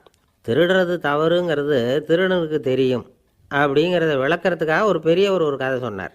அதாவது 2 திருடர்கள் 2 பேரும் சேர்ந்து ஒரு வீட்டுக்கு போய் ஒரு 10,000 ரூபாயை திருடிட்டு வந்துடுறாங்க. ஒரு காட்டு வழியாக வந்துக்கிட்டு இருக்கிறாங்க. இன்னும் விடியல. 2 பேருக்கும் தூக்கம் கண்ணை சுற்றுது. சரி, இப்படியே ஒரு மரத்தடியில் படுத்து தூங்குவோம், காலையில் விடிஞ்சதும் இந்த பணத்தை 2 பேரும் பங்கு போட்டுக்குவோம் அப்படின்னு முடிவு பண்ணுறாங்க. அதே மாதிரி படுத்து தூங்குறாங்க. நடு ராத்திரியில் ஒரு திருடன் முழிச்சிக்கிறான். விடிகிற வரைக்கும் காத்துக்கிட்டு இருந்தால் 5,000 ரூபா தான் கிடைக்கும், இப்போவே கம்பி நீட்டினா 10,000 ரூபா கிடைக்கும் அப்படின்னு யோசித்து பார்த்துட்டு ஒரு முடிவுக்கு வந்தான். மெதுவாக அந்த 10,000த்தையும் சுருட்டிக்கிட்டு அடுத்தவனுக்கு தெரியாமல் ஓடி போயிட்டான். விடியுது. அடுத்தவன் எழுந்திரிச்சு பார்க்குறான். பணத்தையும் காணலை, பாகஸ்தனையும் காணலை. இந்த திருடன் அந்த திருடனை திட்டுறான், திருட்டு பய, அயோக்கிய பய, இப்படி அநியாயமாக கிளப்பிட்டு போட்டானே அப்படிங்கிறான். இதிலேருந்து என்ன தெரியுது? தெரியாமல் எடுத்துக்கிட்டு போகிறது திருட்டு, அயோக்கியத்தனம், அநியாயம் அப்படிங்கிறது இவனுக்கு தெரிஞ்சிருக்குது. அதனால தான் அடுத்தவனை பார்த்து இப்படி திட்டுறான். அதனால் தெரியாததுனால மனுஷன் தவறு பண்ணுறான்னு சொல்கிறது சரியில்லை. அப்படின்னா மனுஷன் பண்ணுற தவறுகளுக்கு உண்மையான காரணம் தான் என்ன? இதே சந்தேகம் அர்ஜுனனுக்கும் வந்துதான். அதனால தான் அவன் பகவானை பார்த்து கேட்குறான், மனுஷன் தன் விருப்பத்துக்கு விரோதமாக ஏதோ ஒரு சக்தியினால் பலாத்காரமாக இழுக்கப்பட்டது மாதிரி பாவம் பண்ணுறானே, அந்த சக்தி என்ன அப்படின்னு கேட்குறான். இதுக்கு பகவான் பதில் சொல்கிறார், காமமும் குரோதமும் தான் அந்த சக்திகள், அதாவது ஆசையும் சினமும். இது 2ம் உன்னுடைய எதிரிகள் அப்படிங்கிறத புரிஞ்சுக்கோ அப்படிங்கிறார். இன்னமும் நுணுக்கமாக பார்த்தா காமத்தினுடைய மறு உருவங்கள் தான் குரோதமும் லோபமும். ஆசை நிறைவேறலைன்னா குரோதம், அதாவது கோபம். ஆசை நிறைவேறிட்டதுன்னா லோபம், அதாவது பேராசை. பாவத்தை கண்ட்ரோல் பண்ணணும்னா அதுக்கு மெயின் சுவிட்ச் எது அப்படிங்கிறது இப்போ தான் தெரியுது. அதுக்கு மனுஷன் தெரிஞ்சே தான் தவறு பண்ணுறான் அப்படின்னு பேசிக்கிட்டோமே. அதுக்கு ஒரு உதாரணம். ஒரு ஆள் ஹோட்டலில் சாப்பிட போனான். சாப்பிட்டு முடித்தான். எழுந்திரிச்சு முதலாளிகிட்ட பில்லை கொடுத்தான். காசை கொடுக்கல. முதலாளி பணம் கொடுன்னு கேட்டார். இவன் என்கிட்ட பணம் இல்லைன்னா. முதலாளி கொஞ்சம் கூட அலட்டிக்கல. உள்ளே இருந்து ஒரு ஆளை கூப்பிட்டார். இவனை கூப்பிட்டுட்டு போய் இட்லி மாவு ஆட்ட சொல்லுன்னார். இவனும் கவலைப்படாமல் உள்ளே போயிட்டான். அப்போது அழைச்சிட்டு போகிற ஆள் கேட்குறான், ஏன் சார் சாப்பிட்றதுக்கு முன்னாடி காசு இல்லைங்கிறது உங்களுக்கு தெரியாதா அப்படின்னு கேட்குறான். தெரியும், காசு இல்லைங்கிறதும் தெரியும், காசு இல்லாமல் சாப்பிட்டா மாவாட்டணுங்கிறதும் தெரியும் அப்படின்னா அந்த ஆள். அப்படின்னா நீங்கள் உங்கள் வீட்லேயே சாப்பிட்ருக்கலாமே அப்படின்னு கேட்குறான் அவன். அதுக்கு இவர் சொல்கிறாரு, அது எப்படி, அங்கே சாப்பிட்டாலும் நான் இதே வேலையை தானே செய்ய வேண்டியிருக்கும் அப்படின்னாரான். நம்மளை மாதிரி ஒரு ஆசாமி அவன் நம்மளை மாதிரியே கற்பனை பண்ணான். அதாவது நாம் தான் இந்த உலகத்தில் ரொம்பவும் கஷ்டப்படுறோம், மற்றவங்கள்லாம் சந்தோஷமாக இருக்கிறாங்க அப்படின்னு அவன் நினச்சிக்கிட்டான். அவன் ஒரு நாள் கடவுளை வேண்டிக்கிட்டானான், சுவாமி இந்த உலகத்தில் எவ்வளவோ பேர் இருக்கிறாங்க, ஒவ்வொருத்தருக்கும் ஒவ்வொரு விதமான கஷ்டம் இருக்கலாம், ஒத்துக்கிறேன், இருந்தாலும் எனக்கு அது கொஞ்சம் அதிகமாக இருக்கிறது மாதிரி தெரியுது. அதனால் நீங்கள் எனக்காக ஒரு சின்ன உதவி செஞ்சால் போதும். அது வேறு ஒன்றும் இல்லை, என்கிட்ட இருக்கிற துயரங்களை இன்னொருத்தர் யாருக்கிட்டையாவது கொடுத்துருங்க, அவர்கிட்ட இருக்கிற துயரங்களை என்கிட்ட மாற்றி கொடுத்துருங்க, ஒரு மியூச்சுவல் ட்ரான்ஸ்ஃபர், அவ்வளவுதான், அப்படி பண்ணிவிட்டா போதும் அப்படின்னு வேண்டிக்கிட்டானான். அன்னைக்கு ராத்திரியே அவன் ஒரு கனவு கண்டிருக்கான். வானத்திலேருந்து ஒரு குரல் கேட்டிருக்கு. அது என்ன சொல்லிச்சு தெரியுமா? ஏ ஜனங்களே, எல்லாரும் அவங்கவுங்க கஷ்டங்களை ஒரு பையில் போட்டு எடுத்துக்குங்க, அப்படி எடுத்துக்கிட்டு நேராக இந்த ஊர் எல்லையில் இருக்கிற கோயிலுக்கு வந்து சேருங்க அப்படின்னு அந்த குரல். ஆஹா, கடவுள் நம்ம பிரார்த்தனைக்கு செவி சாய்ச்சுட்டார் அப்படின்னு சந்தோஷப்பட்டான் இவன். உடனே என்ன பண்ணான், தன்கிட்ட இருந்த கஷ்டத்தையெல்லாம் ஒரு சாக்கு பையில் போட்டு எடுத்துக்கிட்டான். வீட்டை விட்டு வெளியில் வந்தான். தெருவில் இறங்கி நடக்கிறான். அங்கே பார்த்தா ஏகப்பட்ட பேர் ஆளுக்கு ஒரு பையை தூக்கிக்கிட்டு கோயிலுக்கு போய்கிட்டு இருக்கிறாங்க. சில பேர் மூட்டையாக கட்டி தலையில் சுமந்துக்கிட்டு போய்கிட்டு இருக்கிறாங்க. இவன் பார்த்தான். இவனுக்கு ரொம்ப ஆச்சரியமாக இருந்தது. ஏன்னா எல்லாரும் வச்சிருக்கிற பை இவன் பையை விட பெருசாக இருந்தது. இவன் பை தான் இருக்கிறதுலே கொஞ்சம் சின்னதாக தெரிஞ்சுது. இப்போ அவன் மறுபடியும் சாமியை வேண்டிக்கிட்டான், கடவுளே இப்போ உள்ள சூழ்நிலையை கவனித்தா என்கிட்ட இருக்கிற பையே பரவாயில்லன்னு தோணுது, அதனால் வேற பை எதையும் மாற்ற வேணாம், இதுவே பரவாயில்ல, இந்த பையோடு திரும்பி வீட்டுக்கு போனால் போதும்னு நினைக்கிறேன் அப்படின்னு எதோ நினைக்க ஆரம்பிச்சுட்டான் அவன். எல்லோரும் கோயிலுக்கு போய் சேர்ந்தாங்க. கோயிலில் அந்த குரல் மறுபடியும் கேட்டுது. எல்லாரும் அவங்கவுங்க பைகளை சுகத்தில் தொங்க விடுங்க, திடீர்னு விளக்குகள் அணையும், மணி அடிக்கப்படும், அதுதான் அடையாளம். அந்த சமயத்தில் இருட்டில் உங்களுக்கு வேண்டிய பையை நீங்கள் மாற்றி எடுத்துக்கலாம், தேர்ந்தெடுத்துக்கலாம். வெளிச்சம் இருக்கிறப்பவே உங்களுக்கு பிடிச்ச பைக்கு பக்கமாக பார்த்து நீங்கள் நின்றுக்கலாம் அப்படின்னு சொல்லி விவரம் சொல்லிச்சான் அந்த குரல். அப்படி சொன்னதுக்கப்புறம் திடீர்னு விளக்கு அணைஞ்சிது, மணி அடிச்சுது. கொஞ்ச நேரம் கழித்து மறுபடியும் விளக்குகள்லாம் எரிஞ்சுது. இப்போ பார்த்தா எல்லாரும் அவங்கவுங்க பையையே கெட்டியாக பிடிச்சிக்கிட்டு நிற்கிறாங்க. இவனும் அப்படியே நிற்கிறான். இவன் மெதுவாக பக்கத்தில் நிற்கிறவங்ககிட்ட கேட்டானா, ஏன் நீங்கள் பையை கையிலேயே வச்சுருக்கிறீங்க, செவுத்தில் மாட்டலையா அப்படின்னு கேட்டிருக்கான். இல்லைப்பா, நீ ஏன் கையிலேயே வச்சுருக்கிறியோ அதே காரணத்துக்காக தான் நாங்களும் வச்சுருக்குறோம். நம்ம கவலைகளை பற்றி நமக்கு ஓரளவுக்காவது தெரியும், ஆனால் மற்றவங்க கவலைகள் நமக்கு பரிச்சயம் இல்லாதவை, பழக்கம் இல்லாதது. அதனால் நமக்கு தெரிஞ்ச கவலைகளை சமாளிக்கிறது சுலபம். தெரியாததை சமாளிக்கணும்னா மறுபடியும் ஆரம்பத்திலேருந்து ஆரம்பிக்கணும். அதனால் பழைய நண்பர்களோடு வாழறது தான் மேல் அப்படின்னு ஆனான். அதுக்கப்புறம் அவன் தன்னோட பையே போதும்னு வீட்டுக்கு திரும்பி வந்துட்டானான். இது ஒரு பெரியவர் சொல்லியிருக்கிற கதை. அதனால் நம்மக்கிட்ட இருக்கிற கஷ்டங்கள் தான் பெருசு, அதை இன்னொருத்தங்கிட்ட கொடுத்துட்டு மாற்றிக்கலாம் அப்படின்னு நினைக்கிறது தப்பு. இதே மாதிரி இன்னொரு சம்பவம். ஒரு ஊரில் ஒரு நாள் ராத்திரி ஆகாயத்திலேருந்து கடவுள் குரல் கேட்குது. இந்த ஊரில் இருக்கிற ஜனங்கள்லாம் கொஞ்சம் கவனிங்க, உங்களுக்கு ஒரு செய்தி. அதாவது இங்கே இருக்கிற ஜனங்கள்லேயே கொஞ்சம் கூட கவலையே இல்லாத ஆள் யாருன்னு எனக்கு தெரியணும். அதனால் எல்லாரும் அவங்கவுங்க கவலைகளை ஒரு பையில் போட்டு எடுத்துக்கிட்டு கோயிலுக்கு வாங்க அப்படின்னார் கடவுள். உடனே வரிசையாக எல்லாரும் வர ஆரம்பித்தாங்க. எல்லார் கையிலையும் பை இருந்தது, சின்னதும் பெருசுமா. கவலையே இல்லாத ஆள் யாருன்னு தேடினார் கடவுள். ஒரே ஒரு ஆள் மட்டும் கையில் எதுவும் இல்லாமல் வெறும் கையை வீசிக்கிட்டு ரொம்ப ஜாலியாக நடந்து வந்துக்கிட்டு இருந்தான். கடவுள் அவங்ககிட்ட போனார். ஏன்ப்பா உனக்கு கவலையே இல்லையா அப்படின்னு கேட்டார். எனக்கும் சில கவலைகள்லாம் உண்டு அப்படின்னானா அவன். எங்கே அதெல்லாம்னு கேட்டிருக்கார் கடவுள். பின்னாடி லாரியில் வந்துக்கிட்டு இருக்கு அப்படின்னானா அவன். சங்கீத வித்வான்களில் பல வகை உண்டு. சில குறிப்பிட்ட ராகங்களை பாடுறதில் அவங்களுக்கு பெருமை வர்றது உண்டு. ஆனால் ஒருத்தர் இருந்தார், அவரால் ஒரு ராகத்துக்கே பெருமை வந்தது. அந்த ராகத்தை அவர் வாசித்து கேட்கணும் அப்படின்னு சொல்லுவாங்க. அது என்ன ராகம்னா தோடி ராகம். சரி, அந்த வித்வான் யாருன்னா அவர் தான் திருவாவடுதுறை ராஜரத்னம் பிள்ளை. பேராசிரியர் கல்கி ஒரு சமயம் தம்முடைய பத்திரிகையில் எழுதினாராம். அதை அப்படியே படிக்கிறேன் கேளுங்களேன். ஆகா, ஸ்ரீ ராஜரத்னம் பிள்ளையின் தோடி ஆலாபனையை முதலில் கேட்டபோது அவருடைய கற்பனையை விட்டு தள்ளுங்கள். நம்முடைய மனதில் என்னென்ன இன்பமயமான கற்பனைகள் எல்லாம் உதித்தன. குழந்தை தாயிடம் கொஞ்சம் குரலை கேட்டோம், அன்னை குழந்தையிடம் கொஞ்சம் குரலை கேட்டோம், ரதியும் மன்மதனும் பேசிக்கொண்ட காதல் மொழிகளை கேட்டோம், முருகன் சிவபெருமான் செவிகுளிர மொழிந்த உபதேசத்தை கேட்டோம், கலைமகள் கவிஞனுக்கு அருளிய ஆசி மொழிகளை கேட்டோம், நாரத முனிவருடைய தம்பூரா சுருதியை கேட்டோம், ராவணன் தன் எலும்பை ஒடித்து வீணையாகச் செய்து வாசித்த கானத்தை கேட்டோம், கானப்பறவைகளின் கலகல ஒலியை கேட்டோம், கோலக் குயில்களின் குரல் இனிமையை கேட்டோம். இப்படிலாம் பேராசிரியர் கல்கி விமர்சனம் எழுதியிருக்கிறார்.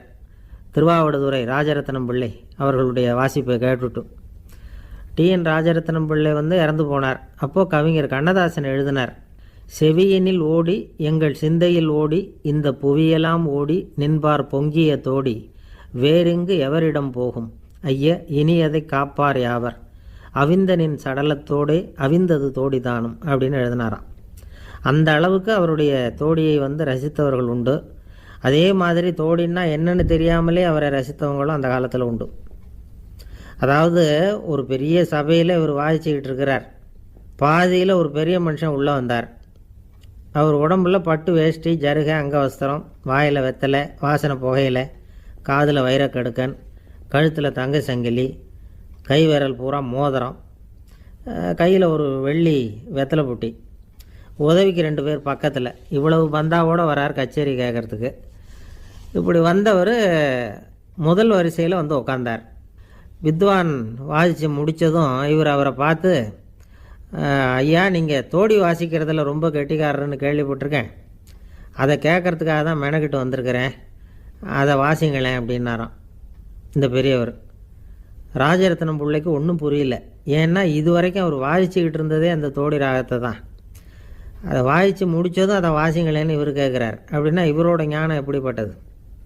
இவ்வளவும் கேட்டுட்டு இப்படி கேட்குறாரே அப்படின்னு அவர் யோசிச்சிருக்கிறார் ராஜரத்னம் பிள்ளை. உடனே என்ன பண்ணார் தெரியுமா? பக்கத்தில் ரொம்ப சாதுவாக சுருதி போட்டுக்கிட்டு இருந்த ஒரு முதுகில் ஓங்கி ஒரு குத்து விட்டாராம். அவருக்கு ஒன்றும் புரியல, எதுக்கு நம்மளை அடிக்கிறார் இவர், நம்மளை குத்துறாரு வித்வான்னு. அவர் அதிர்ச்சியால் இவர் நிமிர்ந்து பார்த்துருக்கார். அப்போ ராஜரத்னம் பிள்ளை சொன்னாராம், ஏய்யா ஐயா பெரிய மனுஷன், என்னுடைய பரம ரசிகர், தோடி ராகம் கேட்கணுங்கிறதுக்காக இவ்வளோ தூரம் வந்திருக்கிறார், வரிசையில் உட்காந்துருக்கார். நீ இந்த சமயம் பார்த்து தோடி ராகம் வாசிக்கிற நாதஸ்வரத்தை வீட்டில் வச்சுட்டு வந்துட்டியே, இப்போ ஐயாவுக்காக அந்த ராகத்தை நான் எப்படி வாசிக்கிறது அப்படின்னு சொல்லிவிட்டு மறுபடியும் முதுகில் ஒரு அடி கொடுத்தாராம். அடி வாங்கினவருக்கே சிரிப்பு அடக்க முடியலையா. ஒரு மனுஷனை பார்த்து என்கிட்ட வாலாட்டாதே அப்படின்னு சொன்னால் அவன் நம்மக்கிட்ட ஏதோ வம்புக்கு வர்றான்னு அர்த்தம். ஒரு நாயை பார்த்து யாரும் என்கிட்ட வாலாட்டாதே அப்படின்னு சொல்கிறது இல்லை. ஏன்னா நாய் வாலாட்டுனா அது நம்மக்கிட்ட தன்னுடைய நன்றியை தெரிவிக்கிறதாக நினச்சிக்கிட்டு இருக்கிறோம். ஆனால் அது அப்படி இல்லை அப்படின்னு சொல்கிறாங்க அது சம்பந்தமான நிபுணர்கள். ஒரு நாய் தன்னுடைய வாலை இந்த பக்கமும் அந்த பக்கமுமா இப்படியும் அப்படியும் ஆட்டிக்கிட்டு இருந்தா அது பதட்டத்தில் கூட இருக்கலாம். நாய் நட்பாக இருந்தாலும் வாலாட்டும், ஆத்திரத்தில் இருந்தாலும் வாலாட்டும், கோபத்தில் இருந்தாலும் வாலாட்டும், குழப்பத்தில் இருந்தாலும் வாலாட்டும், மகிழ்ச்சியாக இருந்தால் கூட அது வாலாட்டும். அதை நாம் தப்பாக புரிஞ்சுக்கிட்டு அதுக்கிட்ட போய் மாட்டிக்கக்கூடாது. நாயை பற்றி எனக்கு நல்லா தெரியும் அப்படின்னு சொல்கிறவங்க கூட அதுக்கிட்ட கடி வாங்கிட்டு நிற்கிறது உண்டு. நிபுணர்கள் என்ன சொல்கிறாங்க தெரியுமா? எப்போவுமே நாய்கள் திடீர்னு கடிச்சு விடுறதில்ல, கடிக்கிறதுக்கு முன்னாடி சில அறிகுறிகளை காட்டும். அதை சரியாக புரிஞ்சுக்கிட்டோம்னா தப்பிச்சுக்கலாம். ஒரு வீட்டுக்கு போகிறீங்க, அங்கே புதுசாக ஒரு நாயை பார்க்குறீங்க, உடனே அதுக்கிட்ட போய் குனிஞ்சி சிரிச்சுக்கிட்டே அது தலையில் தட்டுறீங்க. இது ரொம்ப தப்பான். ஒரு நாய் இன்னொரு நாயை நேருக்கு நேர் பார்த்து பல்ல காட்டுனா அது தன்னுடைய தன்முனைப்பை காட்டுதுன்னு அர்த்தமா. உன்னை விட நான் பெரியவன் அப்படின்னு சொல்லுதுன்னு அர்த்தம். அதனால் நீங்கள் அது மாதிரி கிட்ட போய் சிரிக்கிறோம் அப்படின்னு நினச்சிக்கிட்டு பல்ல காட்டினா உங்களையும் எதிரியாக நினச்சிரும். இன்னொரு விஷயம் என்னென்னா, தலையில் தட்டுனா நாய்க்கு பிடிக்காது. அது தன்னை அடக்கிறதாகவும் அச்சுறுத்துறதாகவும் நினச்சிக்கிட்டு இருக்கும். சரி, அப்படின்னா புதுசாக ஒரு இடத்துல அல்லது வீட்டில் நாய்க்குட்டியை பார்த்தா என்ன பண்ணுறது? நீங்கள் சும்மா இருங்க, அதுவாக கிட்ட வரட்டும். அதுக்கப்புறம் அதுக்கிட்ட கனிவாக பேசுங்க. கன்னம், மார்பு, தோல் இங்கெல்லாம் தட்டலாம், தப்பு இல்லையா? தலையில் தான் தட்டப்படாதான். ஒரு நாய் உங்களை நோக்கி ஓடி வருது, நீங்களும் ஓடுனா அது துரத்த ஆரம்பிச்சிடும். அசையாமல் சில மாதிரி நின்றுடுங்க, அது கிட்ட வராது. அதுக்கு ஆர்வம் இல்லாமல் போயிடும். ஒரு தெருவில் சின்ன பிள்ளைங்க நிறைய பேர் விளையாடிக்கிட்டு இருக்கிறாங்க. அப்போ சில நாய்கள் அங்கே ஓடி வருது. எல்லாரும் ஓடினாங்க. அப்படி ஓடுறப்போ ஒரு பையன் கால் தடிக்க கீழே விழுந்துட்டான். என்னாச்சு தெரியுமா? துரத்திட்டு வந்த நாய்கள்லாம் கீழே விழுந்தவனை ஒன்றும் செய்யலை, அவன்கிட்டே போகல. ஓடிக்கிட்டு இருந்தாங்கல்ல பசங்க, அவங்கள துரத்திக்கிட்டு அவங்க பின்னாடி ஓடிச்சான். அதுதான் நாய்களுடைய சுபாவம். ஒரு நாய் நம்மளை நேருக்கு நேர் முறைச்சி பார்க்குதுன்னு வச்சுங்க, நாமளும் அதை முறைச்சி பார்க்கக்கூடாது. நாம் வேறு பக்கம் எங்கேயாவது பார்க்க ஆரம்பிச்சிடணும். ஒரு நாய் கோபமாக இருந்ததுன்னா அதோட வால் உறுதியாக நேராக நிற்கும். ஒரு நாய் பணிந்து போனால் அல்லது பயந்து போனால் அது தன்னோட வாலை காலுக்கு நடுவில் வச்சுக்கும். ஒரு நாய் நம்மளை பார்த்து பயந்து நிற்கிதுன்னு வச்சுங்க, அதனால் நமக்கு ஆபத்து இல்லைன்னு நினச்சிடக்கூடாது. உங்களை பார்த்துட்டு ஒரு நாய் ஒடுங்குச்சுன்னா நீங்கள் விலகி போயிடணும் அப்படின்னு அது நினைக்குது. நிறைய பேர் பயந்து போன நாயால் கடிபடுறாங்க. இவன் நம்மளை விட பெரிய ஆள், மாட்டிக்கிட்டோம், வேறு வழி இல்லை அப்படிங்கிற நினப்பில் தான் நாய் கடிக்க ஆரம்பிக்குதான். இதே மாதிரி சங்கிலியால் கட்டி போடப்பட்டிருக்கிற நாயும் ஆபத்தானது தான். தொடர்ந்து கட்டி போட்டிருந்தா காலப்போக்கில் அது ஒரு மாதிரி ஆகிடும். நாய் குழந்தைகளை கடிக்காது அப்படின்னு சில பேர் சொல்லுவாங்க. அதுவும் ஒரு தவறான நம்பிக்கை. அதனால் சின்ன குழந்தைகளை தனியாக நாயோட விளையாட விடக்கூடாது. ஆகக்கூடி நாயை பற்றி நிறைய விஷயம் புரிஞ்சுக்க வேண்டியிருக்குது. ஒருத்தர் தன்னுடைய நண்பர் வீட்டுக்கு போயிருந்தார். அவசியம் எங்கள் வீட்டில் சாப்பிட்டுட்டு தான் போகணும் அப்படின்னு ரொம்ப அன்பாக சொல்லிவிட்டார். அதை மீற முடியல இவரால். சரின்னு உட்காந்துட்டார். சாப்பாடு போட்டாங்க, சாப்பிட ஆரம்பித்தார். அவங்க வீட்டில் கட்டி போட்டிருந்த நாய்க்குட்டி இவர் சாப்பிட்றத முறைச்சி பார்த்துது. ஏன் இப்படி என்ன இது முறைச்சி பார்க்குது உங்கள் வீட்டு நாய்க்குட்டி அப்படின்னு அவர் கேட்டார். அப்போ அவங்க சொன்னாங்களாம், அதுக்கிட்ட ஒரு கெட்ட பழக்கங்க, தன்னோட தட்டில் யார் சாப்பிட்டாலும் அது அப்படி தான் முறைச்சி பார்க்கும் அப்படின்னாரா அவர். அசோக மன்னர் வந்துக்கிட்டு இருக்கார். அவருடைய ஆலோசகர்கள் எல்லாம் பக்கத்தில் வந்துக்கிட்டு இருக்கிறாங்க. அந்த சமயத்தில் எதிரில் ஒரு புத்த பிக்ஷு வர்றார். அசோகர் பார்க்குறார். ஓடி போய் அவர் காலில் விழுந்து வணங்குறார். அசோக மன்னரின் தலை அந்த புத்த துறவியின் பாதத்தில் பட்டுக்கிட்டு இருக்கு. பக்கத்தில் நின்றுக்கிட்டு இருந்த அமைச்சருக்கு இது ரொம்ப சங்கடமாக போச்சு. ரொம்ப வருத்தப்பட்டார். நம்ம அசோக சக்கரவர்த்தி எப்பேற்பட்டவர், அவரோட தலை ஒரு சன்னியாசியின் பாதத்தில் படுறதா அப்படின்னு நினச்சி ரொம்ப கவலைப்பட்டார். அரண்மனைக்கு திரும்பினதும் அமைச்சர் மெதுவாக ஆரம்பித்தார். அரசே, எனக்கு ரொம்ப வருத்தமாக இருக்குது அப்படின்னார். எதுக்குன்னார் மன்னர். அசோக சக்கரவர்த்தியின் தலை, அதாவது அந்த சிரம், ரொம்ப மதிப்புமிக்க ஒன்று. அது ஒரு சன்னியாசியின் காலில் படலாமா அப்படின்னார். அசோகர் பதில் சொல்லலை, சிரித்தார், போயிட்டார். அதுக்கப்புறம் ஒரு சரியான சந்தர்ப்பத்துக்காக காத்துக்கிட்டு இருந்தார். ஒரு நாள் அமைச்சரை கூப்பிட்டார். எனக்கு 3 தலைகள் வேணும் அப்படின்னார். சொல்லுங்கள், கொண்டுகிட்டு வரேன் அப்படின்னார் அமைச்சர். அசோகர் சொன்னார், முதல்ல எனக்கு தேவையானது ஒரு ஆட்டின் தலை, 2வது ஒரு புலியின் தலை, 3வது ஒரு மனிதனின் தலை. இதுதான் அசோகர் கேட்டது. எங்கே இருந்தாலும் கொண்டு வாங்கன்னார். அமைச்சர் புறப்பட்டார். ஆட்டுத்தலை, புலித்தலை கிடச்சிட்டுது. அப்புறமா ஒரு சுடுகாட்டுக்கு போய் ஒரு மனித தலையும் சேகரம் பண்ணிட்டு ராஜா கிட்ட வந்துட்டார். அரசே, உங்கள் ஆணைப்படி 3 தலைகளையும் கொண்டு வந்திருக்கிறேன்னார். அசோகர் பார்த்தார். ரொம்ப நல்லது, இப்போ இது 3ஐயும் எடுத்துக்கிட்டு போய் சந்தையில் விற்றுட்டு வாங்க அப்படின்னார்.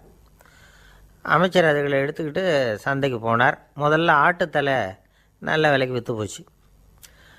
நல்ல விலை கொடுத்து வாங்கிட்டு போட்டாங்க. அடுத்தபடியாக புலி தலையை ஒருத்தர் வாங்கிட்டார். அதை பாடம் பண்ணி வீட்டில் மாட்டி வைக்கலாமே அப்படின்னு நினச்சி அதையும் வாங்கிட்டு போட்டார். மனித தலையை மட்டும் வாங்கிறதுக்கு யாரும் முன் வரலை. எல்லாரும் அதை பார்த்துட்டு விலகி போக ஆரம்பித்தாங்க. அமைச்சர் திரும்பி வந்தார். அரசே, இந்த தலையை மட்டும் யாரும் வாங்க மாட்டேங்கிறாங்க அப்படின்னார். சரி, பரவாயில்ல, இதை இலவசமாகவே இனாமாவே யாருக்கிட்டையாவது கொடுத்துட்டு வந்துடுங்க அப்படின்னார். அமைச்சர் மறுபடியும் சந்தைக்கு போனார்.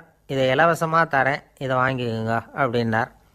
அப்பவும் அதை யாரும் வாங்கிக்கிறதுக்கு தயாராக இல்லை. மறுபடியும் திரும்பி மன்னர்கிட்ட விவரத்தை சொன்னார். இப்போ மன்னர் சொல்கிறார், அமைச்சரே, உயிர் இருக்கிற வரைக்கும் தான் இந்த தலைக்கு மதிப்பு. ஜீவன் போனதுக்கப்புறம் அதோட மதிப்பும் போயிடுது. அதனால் மதிப்பு இருக்கும் பொழுதே பெரியவர்கள் பாதம் பணிந்து அந்த புனிதத்தை பெற்றுக்கொள்ளணும் அப்படின்னார். பணிவுங்கிறது வேறு, அடிமைத்தனம்ங்கிறது வேறு. பெரியவர்களை பணிவது நமக்கு பெருமை தரக்கூடிய விஷயம். இதை மனசில் வச்சுக்கிட்டு எப்போ காலில் விழணும், எப்போ காலில் விழக்கூடாது அப்படிங்கிறத முடிவு பண்ணிக்கணும். ஒரு சாதாரண ஆள் நடந்து வந்துக்கிட்டு இருந்தார். எதிரில் ஒரு பெரிய மனுஷன் ஓடி போய் அவர் காலில் விழுந்து தன்னுடைய தலையை அவர் பாதத்தில் கொண்டு போய் வச்சார். கொஞ்ச நேரம் கழித்து எழுந்திரிச்சு வந்துட்டார். வந்த பிறகு இவரை கேட்டேன், ஏன் திடீர்னு ஓடி போய் அந்த ஆள் காலில் விழுந்தீங்க,